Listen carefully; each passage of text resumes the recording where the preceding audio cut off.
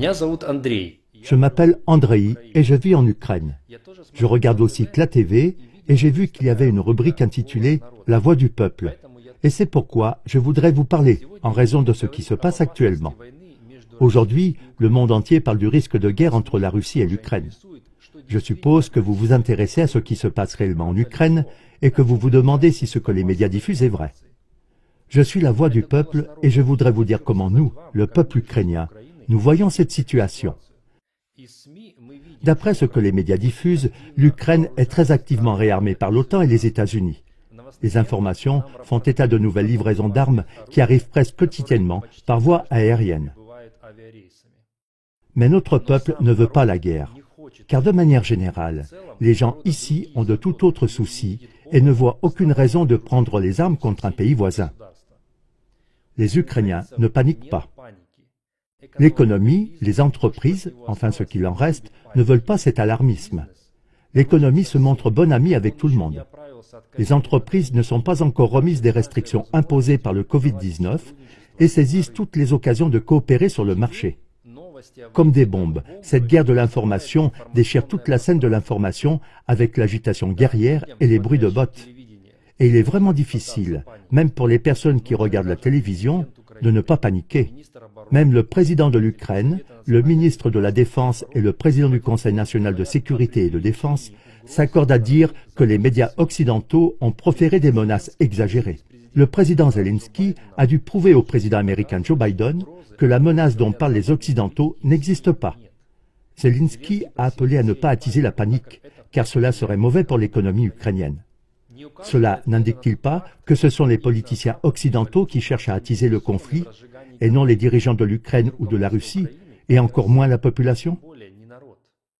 Ce sont ceux qui attisent le conflit, les instigateurs de tous ces affrontements, qui cherchent à se battre, et non le peuple, qui devrait, en fin de compte, régler le conflit attisé par l'étranger. Or, et là je parle en images, les Ukrainiens ont déjà été vaccinés plus d'une fois contre les virus de l'information, de sorte qu'ils sont presque immunisés contre ce qui se passe autour d'eux. Mais il est évident que ce qui se passe actuellement est une tentative de répandre la panique via les médias et les dirigeants étrangers. Qui en profite au final? Il est certain que le peuple ukrainien n'est pas le bénéficiaire du jeu qui se joue. Il est évident que la guerre qui est déclenchée existe dans la tête des politiciens et des médias, mais pas ou peu dans celle des gens ordinaires. En tant que peuple, nous n'avons pas la guerre en tête ni dans le cœur, et nous n'en voyons surtout pas la raison. Les Ukrainiens veulent la paix. C'est pourquoi ne nous incitez plus, ne nous armez plus, et ne réalisez pas vos intentions géopolitiques avec nous. Nous avons bien remarqué que des lois sont adoptées qui pourraient éventuellement envoyer toute la population en guerre contre nos voisins. Nous en sommes déjà arrivés au point où nos femmes ont également été déclarées aptes au service militaire dans la plupart des professions. J'ai 7 fils. Les plus jeunes, des jumeaux, n'ont que quelques mois.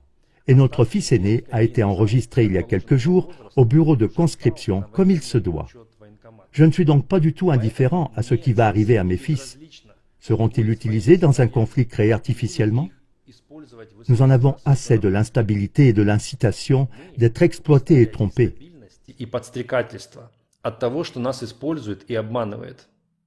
Cela ne stabilise pas notre situation, au contraire.